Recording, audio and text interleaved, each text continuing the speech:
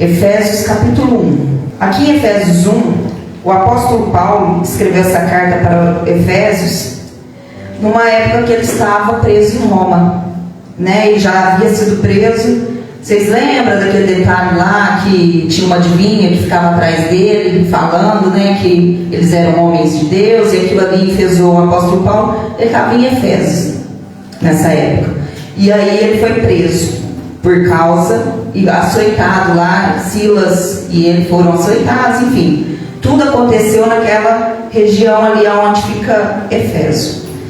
E ele estava preso e estava preocupado, porque os irmãos lá estavam perdidos, assim, né? Ficaram muito assustados por causa da prisão dele. Ele tinha sido libertado, vocês também lembram que ele tinha sido libertado, eles queriam libertar isso em secreto. Aí o apóstolo Paulo falou: não, senhor, vocês me batem em público, eu sou cidadão romano, eu quero agora ser julgado. E aí ele foi preso e foi levado a Roma. E foi sob essas circunstâncias que ele escreveu essa carta. E essa carta aqui, ela é riquíssima numa teologia muito densa. Então eu peço que os irmãos prestem bastante atenção. Aqui começa o prefácio, né, da carta, é a saudação de Paulo. Paulo, apóstolo de Jesus Cristo, pela vontade de Deus, aos santos e fiéis em Cristo Jesus que estão em Éfeso. Graça a vós e paz da parte de Deus nosso Pai e do Senhor Jesus Cristo. Deus nos abençoou em Cristo. Bendito seja o Deus e Pai de nosso Senhor Jesus Cristo, que nos abençoou com todas as bênçãos espirituais nas regiões celestiais em Cristo. Portanto, Deus nos escolheu nele antes da criação do mundo, para sermos santos e irrepreensíveis em sua presença.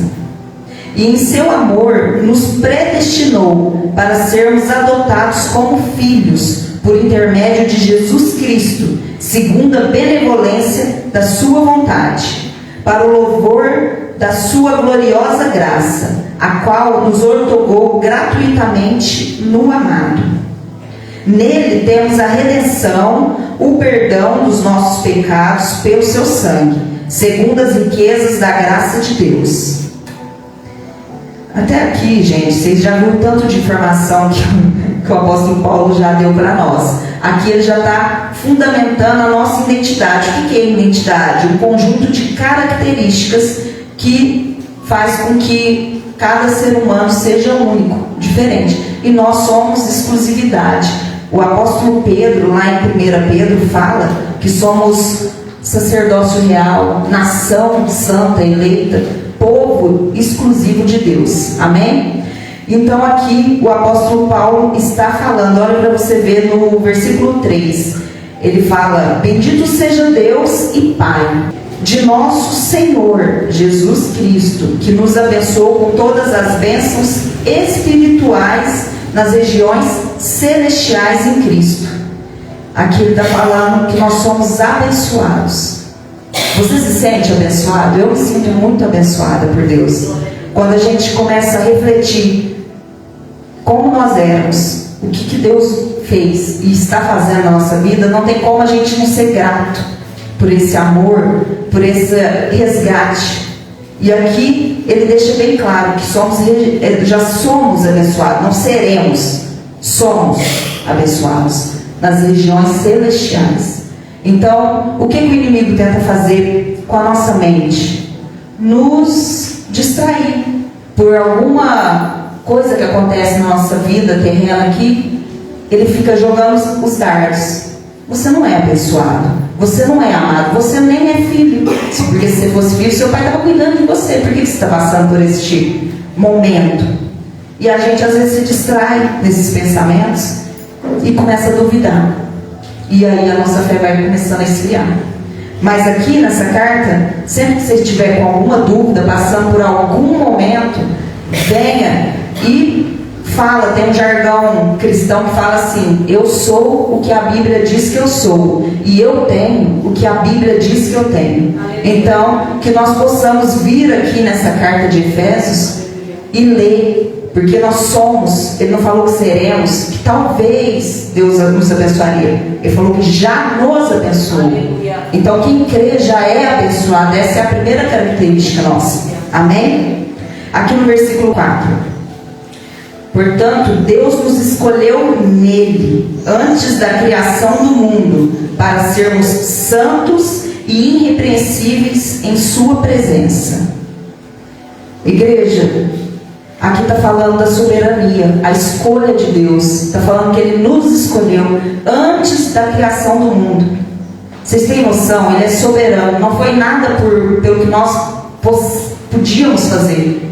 Antes de Ele ter criado as coisas, Ele decidiu, Deus Todo-Poderoso decidiu que nos criaria e nos escolheu para ser santos e irrepreensíveis. Amém? É uma escolha soberana, que não depende de nós, do que nós fazemos. Se nós formos uns bons filhos, obedientes, sabe, aí Ele vai nos abençoar. Não. Aí nós não vamos nos tornar santos e irrepreensíveis. Não. Aqui a palavra está dizendo que Ele já determinou, Ele já escolheu antes da fundação do mundo. A escolha de Deus não depende da nossa escolha. Ele é soberano, Ele nos escolheu. E aqui está falando assim, que Ele nos escolheu para sermos o quê? Santos e irrepreensíveis em sua presença. Então, quando nós estamos na presença, quando a gente fala que nós somos de Deus, que temos a presença de Deus conosco, quando nós cremos nisso, somos santos e irrepreensíveis. Independente da nossa fraqueza, da nossa carnalidade, que nós temos que lutar. Não quer dizer que, então, já que Ele escolheu, então eu não preciso fazer nada, porque Ele é soberano, Ele escolheu, Ele decidiu, então eu não vou fazer nada, porque, escolheu ter escolhido.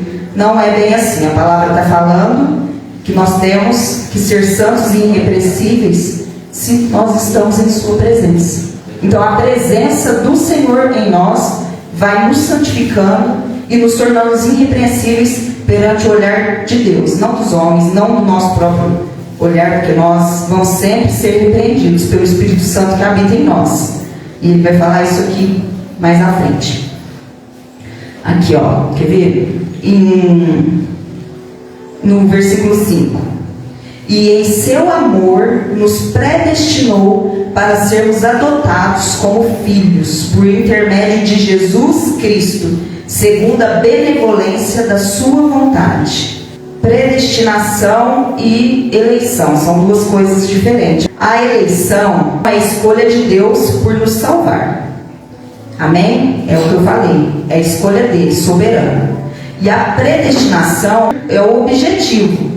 Para que nós fomos salvos? Então, Ele nos salvou e nos predestinou. Mas como que nós vamos ser filhos de qualquer jeito? Eu sou filho de Deus. Como já foi pregado aqui, não é todos que são filhos de Deus, somente aqueles que creem em Jesus Cristo. O texto deixa isso claro. Então nós somos filhos de Deus a partir do momento que nós cremos e aceitamos a adoção. Eu não sei se vocês já conheceram alguém que adotou, um filho, mas é assim. O pai quer adotar aquela criança, vai lá no orfanato, gosta da criança e tem o interesse de adotar a criança. Se ela for um pouquinho maiorzinha, ela tem o direito de querer ou não ser adotada por aqueles pais. Então o Senhor é isso, Ele nos escolheu e nos predestinou, ou seja, nós temos a escolha também de aceitar ou não essa adoção. Amém? No versículo 6. Para o louvor da sua gloriosa graça, a qual nos outorgou gratuitamente no amado. Gente, esse versículo 6 aqui, ele é pequenininho, mas olha o tamanho da consciência que a gente começa a adquirir quando a gente lê. Para que Ele nos salvou? Para que Ele nos fez filhos? Para o louvor da sua gloriosa graça. A graça, favor imerecido. Nós não merecíamos, nós não tínhamos como pagar. O Senhor deu a lei para Moisés, para os judeus. Eles tinham a missão de fazer o que hoje a igreja faz, que era anunciar a graça de Deus. Porque às vezes a gente vê o Antigo Testamento e acha que não tem a graça, mas tem a graça do começo ao fim. O que aquele povo fez para ser escolhido? Porque que entre muitos povos o Senhor escolheu justo os judeus, justo os escravos, porque ele tinha feito uma promessa a Abraão, que foi por graça também, gente. Abraão, se a gente for pegar a história de Abraão, a gente vai ver que Abraão vem de uma família de idólatras. O pai dele construía ídolos para vender lá onde eles moravam, entendeu? Abraão não era pobre, Abraão era rico, pelo que está escrito na palavra. E aí, do nada, Deus, o Deus vivo, vem a Abraão, fala com ele, ele ouve o Deus vivo, que fala assim para ele: Abraão, sai do meio da tua parentela e vai para uma terra que eu vou te mostrar. Vocês têm noção? O cara era rico, gente, ele era príncipe lá onde ele morava. E aí Deus fala para ele largar tudo, abandonar tudo e ir para uma terra que ainda ele ia mostrar. Você entende agora por que ele é o pai da fé? O que movimentou Abraão? Ele já tinha tudo que esse mundo poderia oferecer. Então, se ele fosse para uma promessa, mas ele creu num Deus invisível, porque a palavra não diz que ele viu Deus, ele ouviu. Sai do meio da tua parentela e vai para uma terra que eu vou te mostrar. E ali, entre a promessa de Deus, o que Deus prometeu a Abraão? Que ia fazer ele pai de muitas nações, e que por ele, através dele, abençoaria todos os povos da terra. Está vendo a graça aí? Ele não fez nada, ele não tinha feito nada, nem tinha saído ainda da terra dele, e Deus já estava fazendo promessas. Esse é o Deus que a gente serve. É um Deus de amor, é um Deus poderoso. Então, o que ele necessita de nós, em contrapartida? Que nós creiamos, que nós tenhamos fé. E a palavra dele, ele fala conosco hoje, igual ele falou com Abraão. Amém? E está falando com nós aqui nessa manhã, querendo trazer a consciência de identidade e a responsabilidade que nós temos como filhos. O para que nós estamos aqui? Eu fui salvo, a minha casa é salva, e glória a Deus, e eu vou pregar para uma pessoa que ainda está morta nas trevas, que se ela não se arrepender, ela vai para o inferno. Gente, o que é isso? Isso é evangelho? Isso é boas novas? Fala para mim, você, racionalmente, alguém olha para você e fala assim: olha, eu sou salvo, alecrim dourado de Jesus, e se você não se arrepender, você vai para o inferno. Isso é uma boa notícia? Eu não trato como boa notícia isso. O evangelho não é isso. As boas novas é: eu sou miserável, pobre, cego e nu, eu não tenho nada para te oferecer, mas eu conheço um Deus que tem. Se você é órfão, Ele está te dando filiação. Se você é carente, se você está preso em alguma coisa, Ele te liberta, assim como Ele tem me libertado. É isso, nós somos testemunha, nossa vida é testemunho vivo, para a glória da graça de Deus. Mas o que você fez? Desperta a curiosidade, o que você fez? Igual o Cadu, a gente conhece o Cadu, que como o Cadu era e como o Cadu está hoje, ele está num processo de transformação, assim como todos nós, mas já é um testemunho vivo. E aí a gente tem que ter essa alegria, esse amor. Ele me libertou. Eu não valo nada, continuo não valendo, mas Ele me libertou, Ele me restaurou, e hoje Ele me capacitou para falar para você que você também é filho. Isso é uma boa nova. Essa é a boa nova do Evangelho. Esse é o Evangelho de Jesus. Ele veio para quem? Para quem era rejeitado pela sociedade. Se a gente for olhar, Jesus gostava de estar no meio dos publicanos, né? No meio do povão, vamos assim dizer. E os religiosos falavam o quê? Se esse homem fosse mesmo de Deus, não se misturava. Como que está se misturando? Olha lá, é igual esse, é beberrão. Ele é beberrão, ele é comilão. Nós não, nós jejuamos, nós pagamos os dízimos até no mínimo detalhe. Quem que é esse Jesus? É esse Jesus que nos resgatou, que vem em intimidade, gente. É tete a tete, é junto. Ele vem para nos falar: ei, Deus, despir da sua glória, descer da sua majestade e se fazer homem como nós, sem pecado, para mostrar para nós que é possível viver nessa terra sem pecado.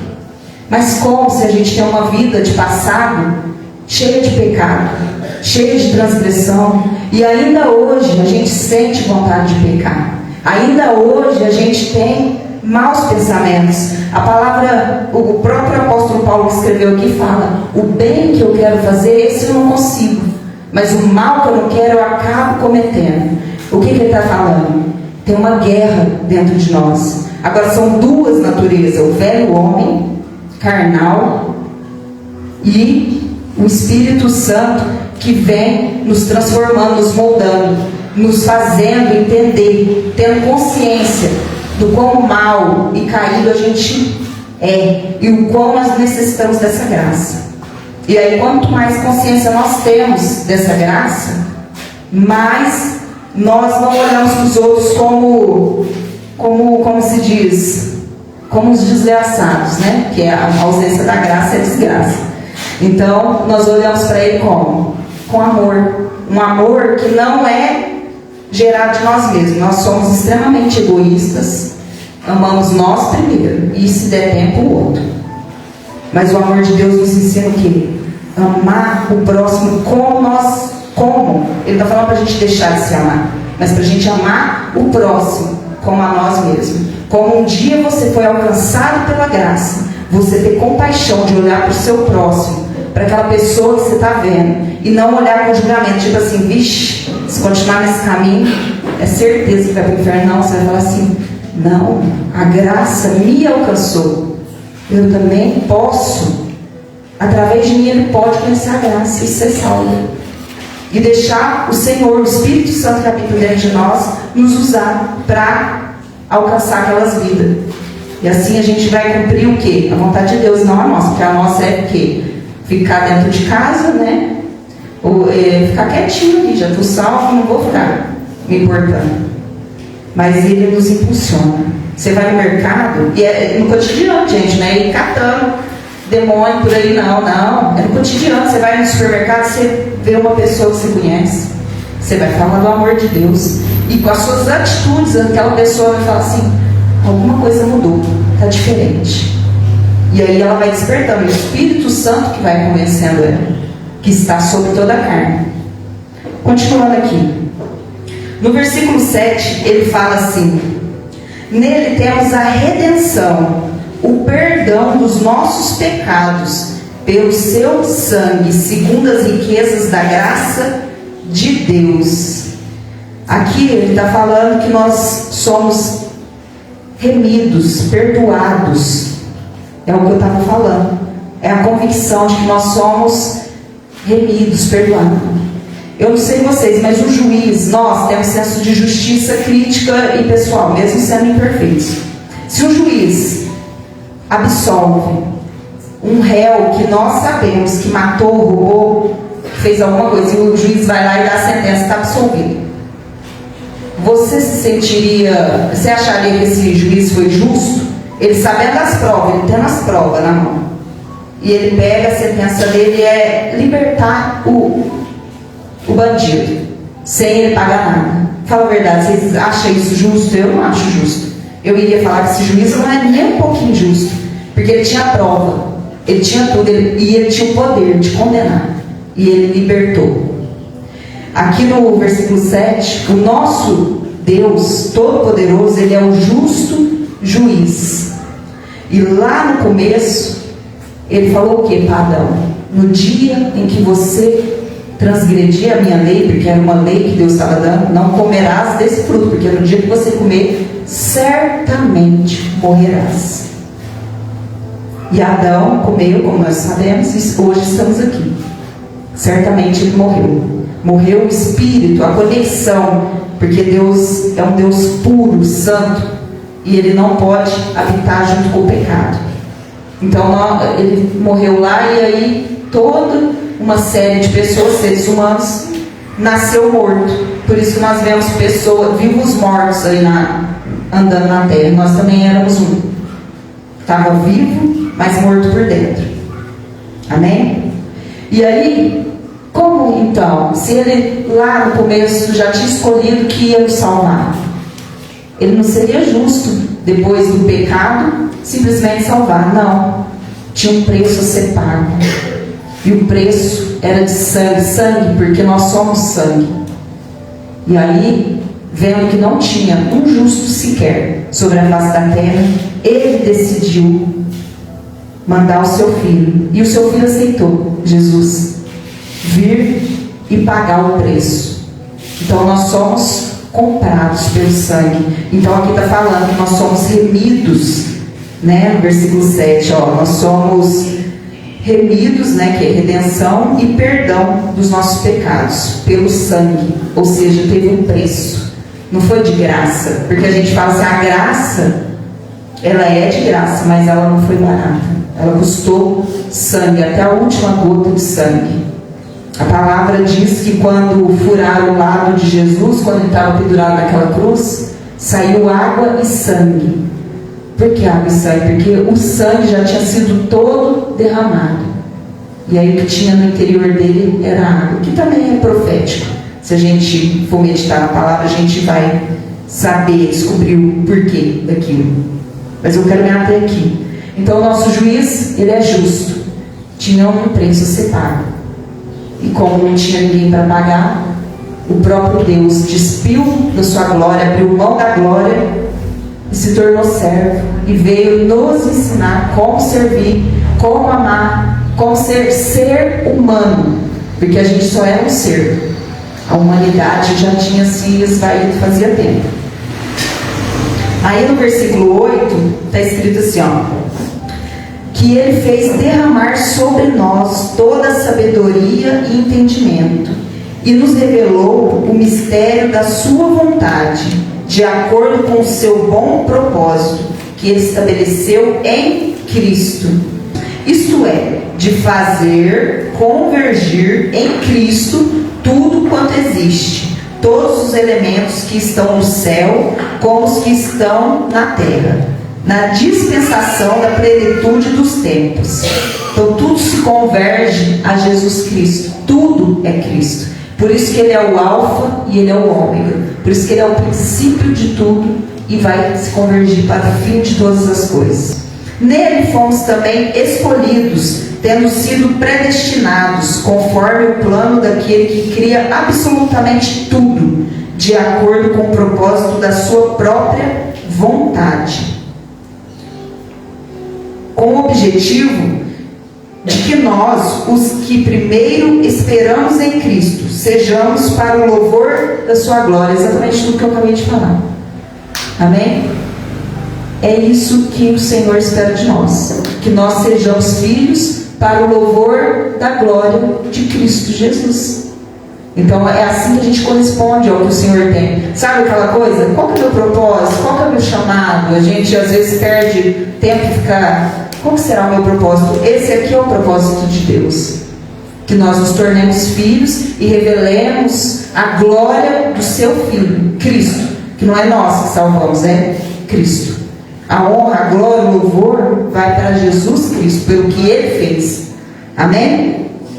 Nele igualmente vós, tendo ouvido a palavra da verdade, o evangelho da vossa salvação, e nele também crido, fostes selados com o Espírito Santo da promessa, que é a garantia da nossa herança para a redenção da propriedade de Deus, para o louvor da sua glória. Aqui está falando muito de glória. A gente às vezes fala da glória, ninguém sabe o que é glória. Glória é quando você louva a Deus. Quando alguém fala assim, glória a Deus, o que nós estamos falando? Que a glória, a honra, o louvor é dele. É ele que faz, é ele que é poderoso para fazer. E nós só correspondemos. Selados, gente. O que é o selo? Antigamente, quando um rei escrevia, e se a gente lê a palavra, por isso que eu falo, leiam a palavra, é gostoso demais, ler e começar a entrar na história. Eu faço nem a ele de vez em quando, eu entro no meu fantástico mundo de bola, eu vou. E na história, os reis antigamente, não é igual hoje, né? Não tinha mídia para todo mundo ver. E hoje a gente não pode nem confiar no que a gente está vendo, porque a tecnologia está tamanha que o negócio está feio. Mas naquela época, os reis tinham um selo. E aí selava a carta com um anel, né? A autoridade ali, quem tinha autoridade do rei, assinava a carta, selava a carta com um anel. E aí a gente sabia que era daquele rei, daquela província, enfim. O Senhor Deus, nosso Pai, é rei sobre todas as nações. Jesus veio e nos salvou. E sabia que se a gente não fosse selado, ou seja, propriedade, nos comprou, agora Ele selou. O que é o selo? É o Espírito Santo. Nós nos perderíamos facilmente. Porque de nós mesmos é igual. Se depender de nós para alguma coisa, gente, Deus sabe que não vai dar certo. Deus já sabe, Ele é soberano, Ele é onisciente, onipresente, onipotente. Então, sabendo disso, o que Ele fez? Nos selou com o Espírito Santo. Então, agora o Espírito Santo vem e habita dentro de nós. Lembra que eu falei que Ele estava sobre toda a carne? A partir do momento que nós cremos, que nós confessamos, que nós nos batizamos, que nós nos enchemos da palavra, Ele já nos selou. Você creu, confessou, você é selado. Eu não sei se o Espírito Santo habita em mim porque eu não falo em línguas. Você é selado. A palavra está dizendo que você é selado. Que nós sejamos filhos obedientes. Nós temos a escolha de obedecer ou desobedecer, de fazer a nossa vontade ou negar a nossa vontade, fazer a vontade de Deus. Essa carta aqui nos revela que nós já temos todas as armas, que nós temos tudo para fazer a vontade de Deus. Basta a gente negar o nosso erro. Jesus falou: vocês querem ser meus discípulos? Ótimo. Negue a si mesmo. Toma a sua cruz diariamente. Não é uma vez não, pegou a cruz e saiu andando. E nunca, todo dia você vai pegar a sua cruz. O que é a cruz? Renúncia. Não é minha vontade. Qual foi a oração do Getsemane? Pai, se possível, afasta de mim esse cálice, mas que não seja feita a minha, mas a sua vontade. Essa é a cruz, gente. Não é que Jesus não queria ir para a cruz. Ele não queria ficar longe da presença do Senhor, porque o Senhor teve que virar as costas por causa de mim e de você, por causa do nosso pecado que caiu sobre Ele. E Ele não queria ficar sem a presença. Então que nós também tenhamos essa consciência de não querer ficar longe da presença do Senhor. Tenha consciência, se possível amarra alguma coisa, sabe? Põe alguma coisa. Deus está aqui. Agora eu vou fazer isso, mas Deus está aqui. Porque às vezes a gente esconde do nosso cônjuge, a gente esconde dos nossos filhos, a gente esconde as coisas. Só nós sabemos, às vezes, o que passa dentro de nós. Versículo 13. Nele igualmente vós, tendo ouvido a palavra da verdade, o evangelho da vossa salvação, e nele também crido, foste selados com o Espírito Santo da promessa. 14. Que é a garantia da vossa herança, para a redenção da propriedade de Deus, para o louvor da sua glória.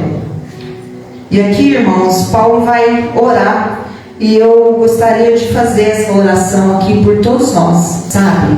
Por que a gente lê em Apocalipse que Ele está na porta? Se a gente ouvir a voz, por que isso não nos constrange? Por que isso não nos incomoda? Por que a gente está, sabe, adormecidos? A gente tem que se fazer essa pergunta. Por que não está pondo fogo no mundo aí? Sabe, nosso Jesus é incendiário. Ele mesmo falou que Ele veio para colocar fogo, e quem dera se já estivesse ardendo. O fogo é o Espírito Santo. Está faltando o quê para o fogo ser aceso? Palavra. Palavra dentro de nós, intimidade, relacionamento. Quando você tem intimidade com alguém, você adora ficar sentado conversando com a pessoa.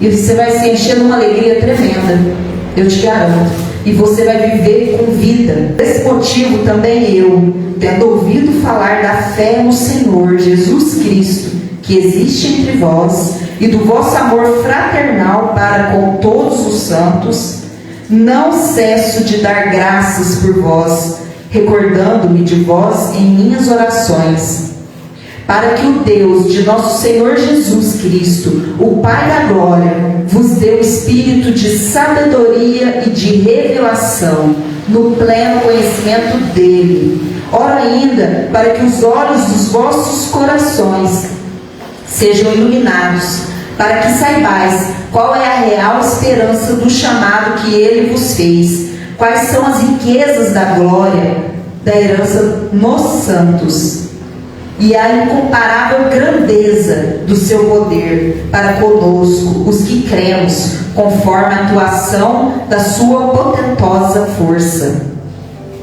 Esse mesmo poder que agiu em Cristo, ressuscitando-o dos mortos e entronizando à direita, à sua direita, nas regiões celestiais, muito acima de todas as potestades e autoridade, poder e domínio, e de todo nome que possa ser pronunciado, não somente nessa era, mas da mesma forma na que há de vir. Também sujeitou tudo que existe debaixo dos seus pés, e o designou cabeça sobre absolutamente tudo o que há, e o que concedeu à igreja, que é o seu corpo, a plenitude daquele que satisfaz tudo quanto existe, em toda e qualquer circunstância. Aleluia! Gente, Jesus é o cabeça. É Ele que nos governa, é Ele que manda. Não tem um general de guerra que comanda? Um comandante, um general? Ele é o nosso comandante. Nós somos o corpo de Cristo na terra. Ou seja, a nossa responsabilidade é trabalharmos, é agirmos, é fazer segundo a nossa fé, segundo está escrito aqui. Foi para isso que o Senhor nos chamou, para nós agirmos como filhos dele aqui na terra, como corpo de Cristo, crendo que somos muitos membros de um só corpo, crendo que nós vamos revelar a glória de Deus, não para a nossa própria glória, não porque nós somos melhores, não, mas porque nós criamos a consciência, nós temos o entendimento, e agora a gente pode revelar aos nossos irmãos a maravilhosa graça, a imerecida graça, através de Cristo. Ele pagou o preço. Tudo que você fizer, faça para a glória de Deus. E como que você glorifica a Deus? Agindo com gratidão, com consciência, tendo um relacionamento firmado na palavra, não sendo distraído, entendendo que é uma guerra, que vai acontecer circunstâncias e que você vai ser provado, você vai ser testado para ser aprovado. Amém?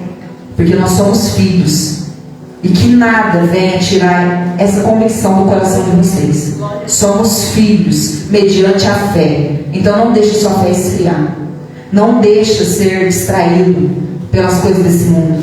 Lute bravamente para continuar na fé, para não se esfriar na fé, para que os seus olhos se abram, para que a revelação do Senhor venha e você haja com convicção. Talvez é isso que nos falta.